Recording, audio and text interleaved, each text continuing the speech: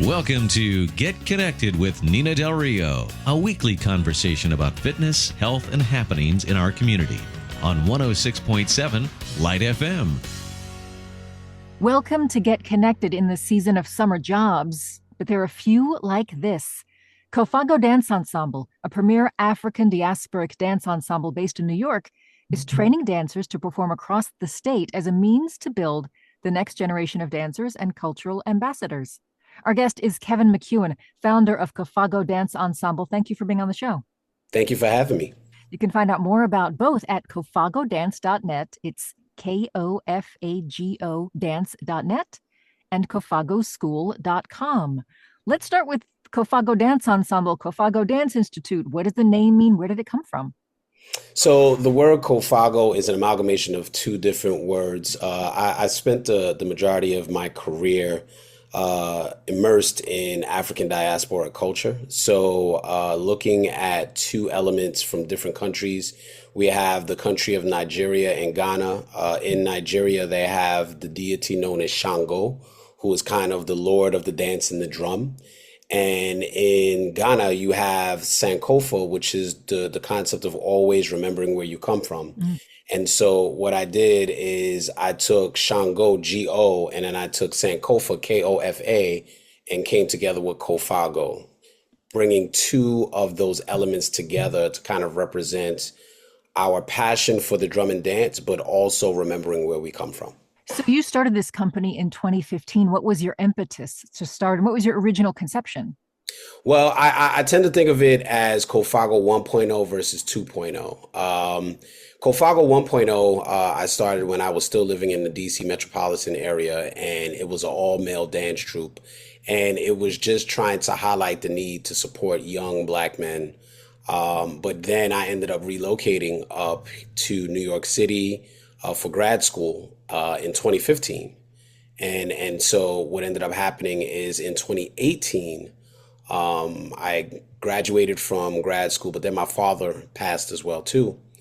And in that year that he passed in 2018, I was working with an organization, Sesame Flyers International, and I got a group of young people to perform at his repast. And after they performed at the repast, it was like, yo, we've got this amazing, beautiful energy here. We got to keep this thing rolling. And then our first performance was at the Making Moves Dance Festival with the Jamaica Center for Arts and Learning in Queens, Jamaica, Queens. And they wanted to stay together. They wanted to keep seeing where this thing was going. And 8 years later, here we are. I want to definitely go back to your background a little bit. It's interesting to me. But let's talk about Kofago Taraji, which is a new program this summer for teens and adults. What is it, and what did you want to address with that? So Kofago Taraji is a summer youth employment program. It's made along the lines of providing training and opportunity to young people, but also making sure that they get paid for those opportunities as well. We were very fortunate to get a grant from Flushing Town Hall in Queens to provide funding for the work that we're going to be doing. One of the major things about this is that we are providing training for these young people. And the training is not just in dance, it's in social skills, right? Making sure that they know how to communicate effectively as young adults, making sure they know how to engage as young people and to represent themselves. The reason why that's so important is because I felt that coming out of COVID, our young people, particularly any of them that had missed those 2 years of social skills of being in high school or being in middle school, they were missing something. And it was kind of hard to put my finger on, but I felt that Taraji could be the intermediary of these young people as they're in that senior year of high school going into college, to kind of jumpstart them in the right way of knowing what it is to communicate effectively, be present, be aware, but also take advantage of the opportunity and the training that's being given to them. What's interesting about that is there's some sort of overlap with any kind of dance. I think dance like whips you into shape, right? Like mentally, you got to focus, you got to pay attention, you got to mind your P's and Q's. Like it's very much a structured atmosphere in the best way. You can be creative, but you got to kind of stick with it. Indeed. It's a focus, right? I think that dance is a vehicle, and it's a vehicle just like, I always tell my young people, we chose dance as the vehicle. Your vehicle could have been basketball, it could have been basket weaving, it could have been any number of things. But with respect to the concentration that is needed for performing artists and even athletes, there's a certain level of focus that you have to have and a certain level of commitment. And that's what we're asking for in the program. So the program, the dancers you're starting with, the young people you're starting with, can you talk about the background you were looking for? Were they dancers to begin with, or where do they come from? And yeah, all that stuff. Sure. So what we tend to focus on are those that do have a dance background. They don't necessarily have to have a background in African diasporic dance, but they have to have a passion for dance. So we did focus on, and I focused on recruiting from various different programs in the city. I am also a lecturer at Lehman College in the Department of Theater, Multimedia, and Dance.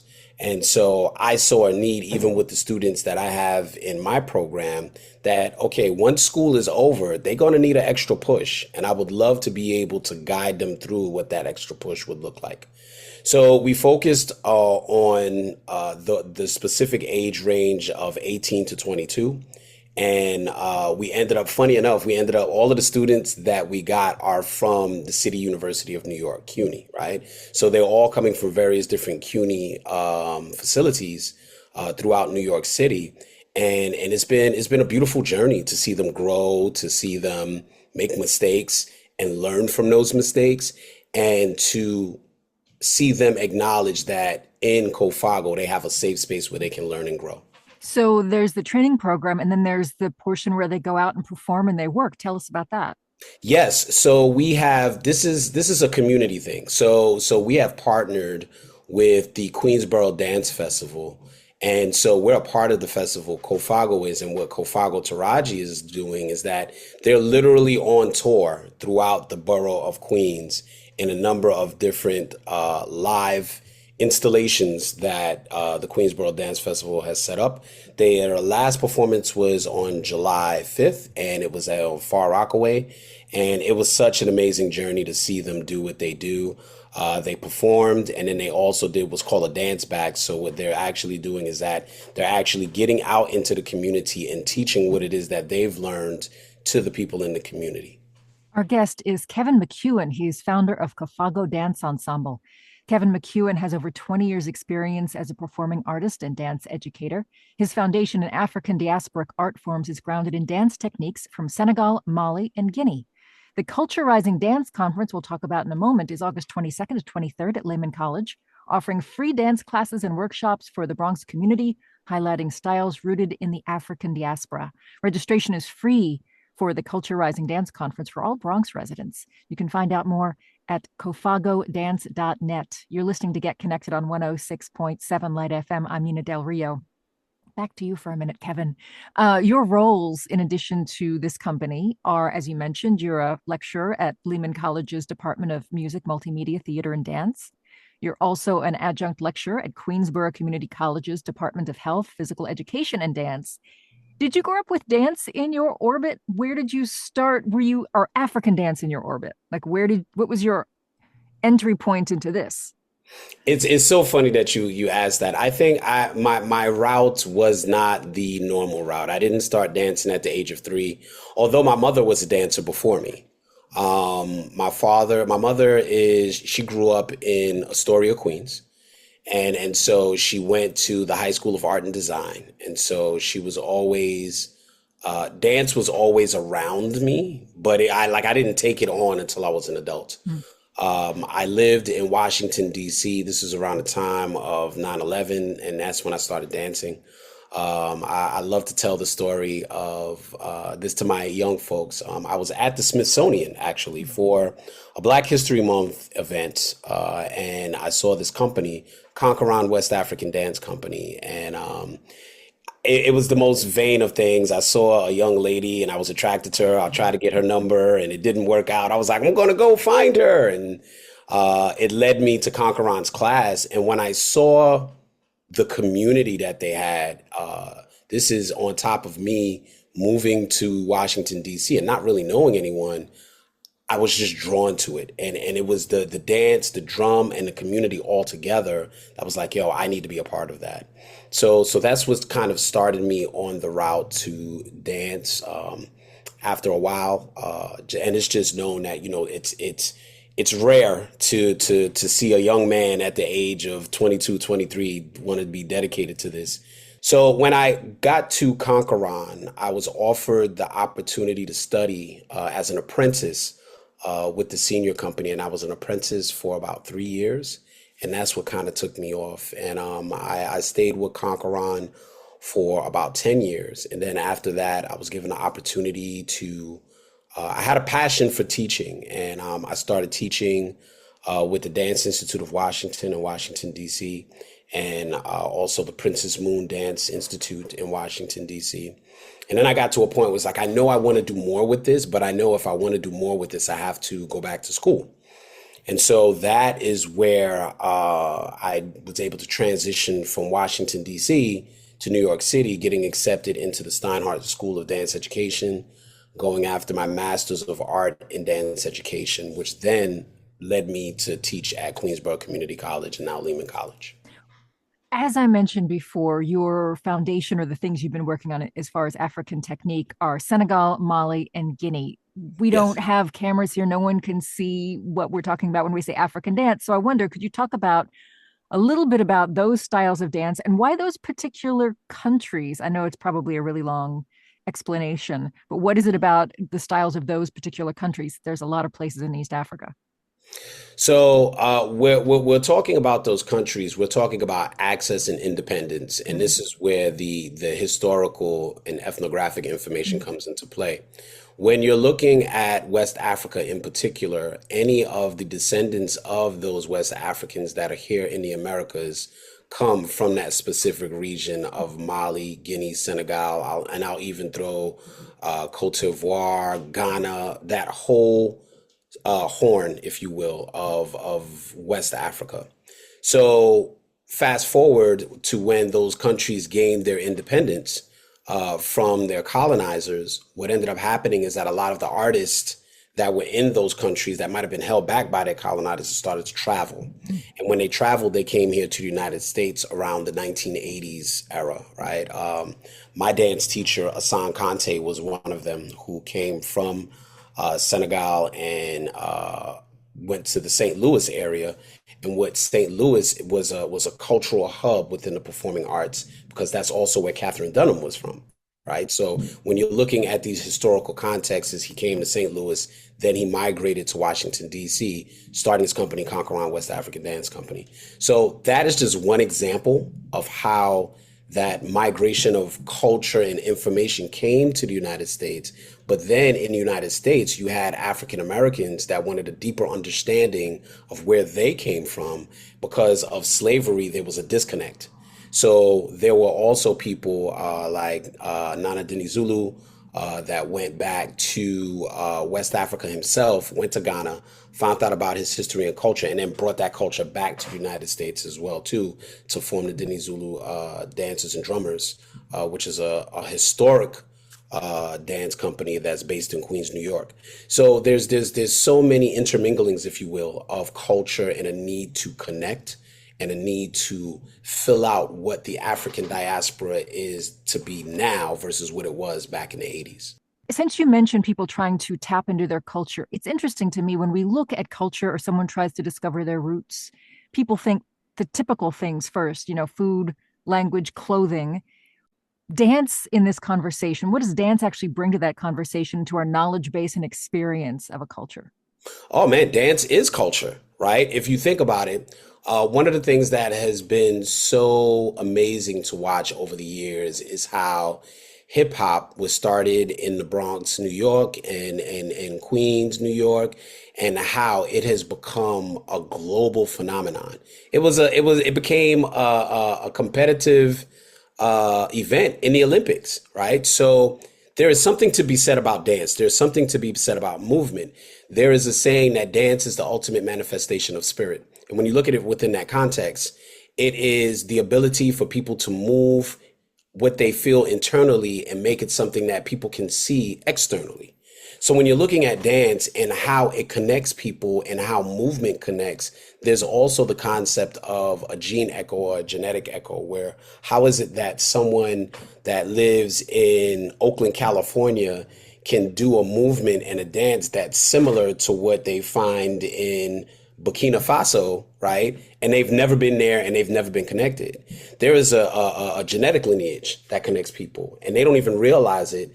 But through dance, you can see the similarities, and through dance, you can see the cultural connections that connect us all. At Queensborough Community College, I teach a dance history class, and I'm always fascinated to see the similarities that exist between somebody that's from Jamaica versus somebody that's from Bahrain. And they're like, oh my gosh, we do those movements too. We have those same types of movements. I didn't know that. And it's like, oh, okay, we do this same dance as well too. That's how dance connects us, and that's how we use dance to communicate. Our guest is Kevin McEwen, founder of Kofago Dance Ensemble. You can find out more at kofagodance.net and kofagoschool.com. The Culture Rising Dance Conference is August 22nd to 23rd at Lehman College, offering free dance classes and workshops for the Bronx community, highlighting styles rooted in the African diaspora. So let's talk about that. The event coming up in August, what can you say about the Culture Rising Dance Conference? Yes. So what I'd like to do is acknowledge the Bronx Arts Council. The Bronx Arts Council gave my organization Kofago a grant. And what we wanted to do, part of that grant, is to facilitate dance opportunities for those that might not necessarily have them. So we came up with this idea to have a mini dance conference and partner with Lehman College to make sure that we could make this happen. And so that's when we came up with the Culture Rising Dance Conference. It's going to be a 2-day dance conference, 4 classes each day, and it is geared specifically towards the Bronx community, which I now serve as a member of Lehman College's faculty. It's going to be a way to let people know what it is that we have available at Lehman, but it's also going to be a way to let the community know that as educators, we are here to serve the community, and we want people to know that we are here to serve the community. So what I'm doing is I'm leveraging the funds that we got from the Bronx Art Council to just bring these young people into the door. We're focusing specifically on young people that are in middle school, high school, and college, but it's open to the entire community. So if Auntie Janet wants to come and dance and she lives in the Bronx, she's more than welcome to do so. So you'll have traditional West African on the menu, Afro-Latino, Afro-Caribbean, hip-hop, modern, contemporary. It's free for everybody. Why was it important to be free? It was important to be free, and what I'll say is it's free to Bronx residents. Yes. We wanted to focus on the residents of Bronx, because sometimes what I found is that, there might be things that go on in Brooklyn, there might be things that go on in Queens, but I didn't really see things like this going on in the Bronx. And I've been working in the Bronx now for the past 2 years, and me being from Brooklyn, I didn't know anything about the Bronx. And that's how it is in New York, because the city is so big.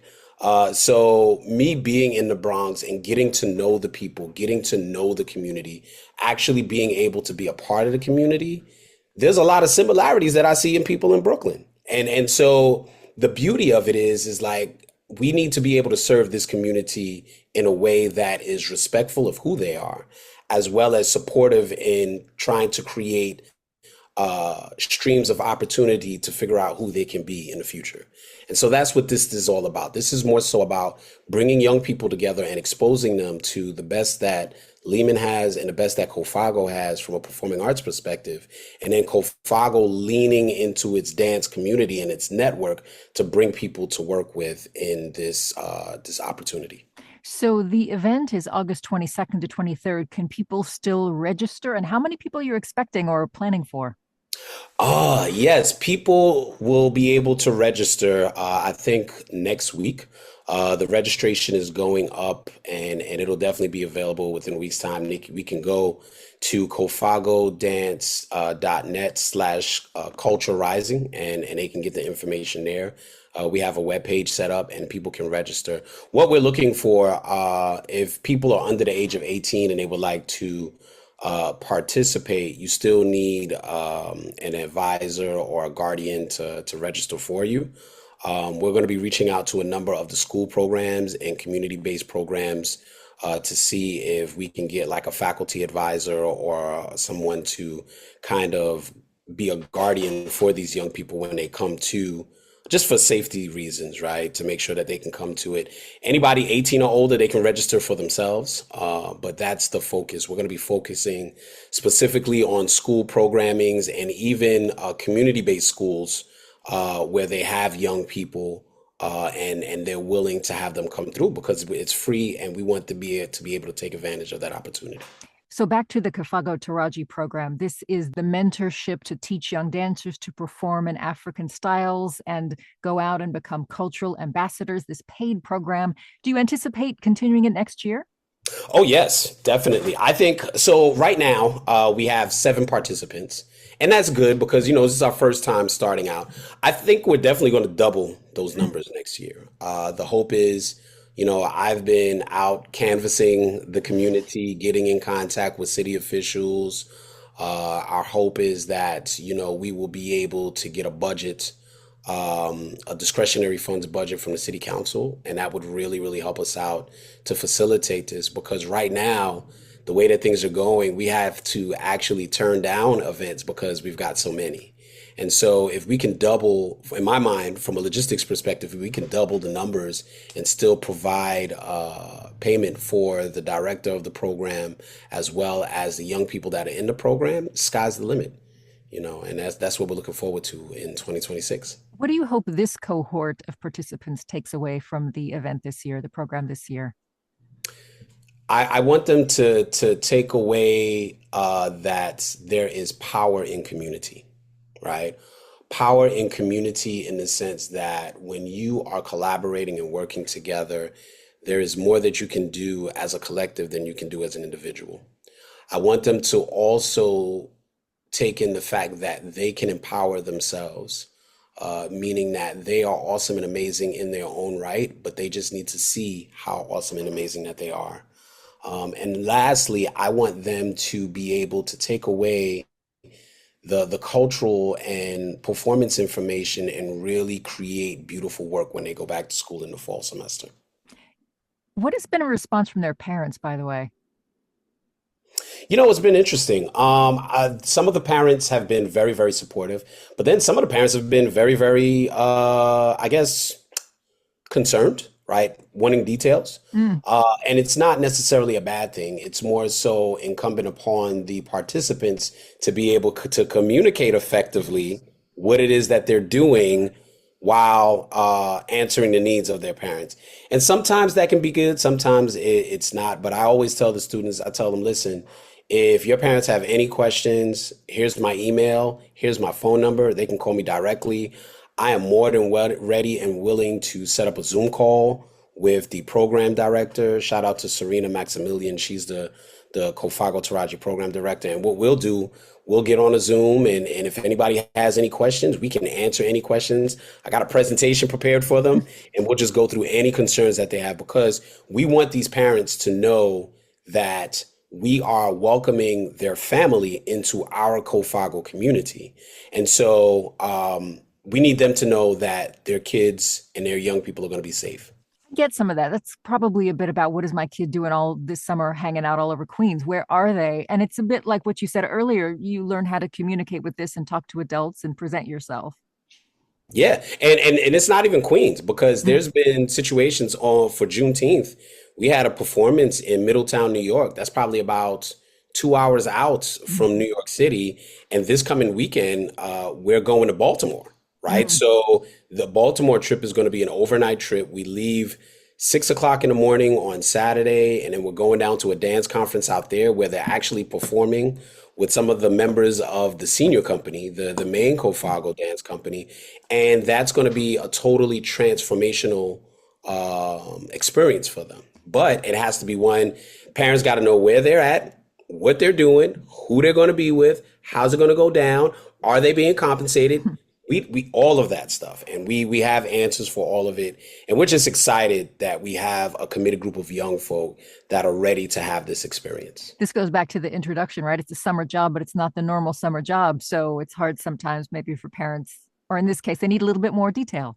Indeed, indeed, and it's not most summer jobs you're going to one location in one space. Yeah. You'll be there from 9 to 5 Monday through Fridays, and that's where it's going to be at. And this one is a lot more dynamic and a lot more fluid than that, because that's how the performing arts are, right? So like we sent out a schedule of what the Queensboro Dance Festival was going to be and what dates and what times those performances are. But as a dance company, we might get an opportunity to do something last week. A good example, we applied for a festival that's taking place in Hoboken, New Jersey. We got accepted, and now we're going to be performing there at the end of July, right? So that wasn't on the original schedule, but heads up, because Kofago got invited, guess what? Kofago Taraji is going to be performing there as well. So they have to be open, they have to be malleable, they have to be willing to grow, change, and evolve at a very, very fast rate. And I can say that I'm honestly proud of the young people that we're working with. This is a company that seems to have been evolving over time. You're experimenting as you go. What do you look to chart the course of the work? And what do you want to add next, if you've given it thought? You know what's so funny about your question? I went to rehearsal last night just to peep my head in. I let the people do what they need to do. And so as I was sitting there, and as the artistic director of the company, Bakari Fall, he's doing a choreography on them right now, and he sat them on the floor, and I'm just looking at them, and I felt that after being around for 7 going on 8 years, I think we finally have a methodology and a system in place that is going to be so beneficial, not just to the company, but to the overall community as well too. And it's been trial and error just getting up to this point. And it was so funny that I posted up on my IG account that I am just happy to be where we are right now, because it's like, we finally got it, right? We finally got a system in place that's going to be beneficial, not just to the community, but to the young people and to the company itself. And so it's a good space to be in. Now, all we have to do is grow it. And that's where we're going to be in 2026. So just last word, performance is upcoming for the public. Yes, check on our website. It is kofagodance.net/Kofago Taraji, and we have a schedule of all the dances, all the performances that we have, excuse me. And so those performances, particularly the ones with the Queensboro Dance Festival, are all free. Just make your way out there and you will see some great stuff. I'm happy to be a part of this transformative project, and we are looking forward to growing it more in 2026. And the Culture Rising Dance Conference is August 22nd and 23rd at Lehman College, offering free dance classes and workshops for the Bronx community, highlighting styles rooted in the African diaspora. The websites are kofagodance.net and kofagoschool.com, KOFAGO school.com. Our guest has been Kevin McEwen, founder of Kofago Dance Ensemble. Happy summer, and thank you for being on Get Connected. Thank you for having me.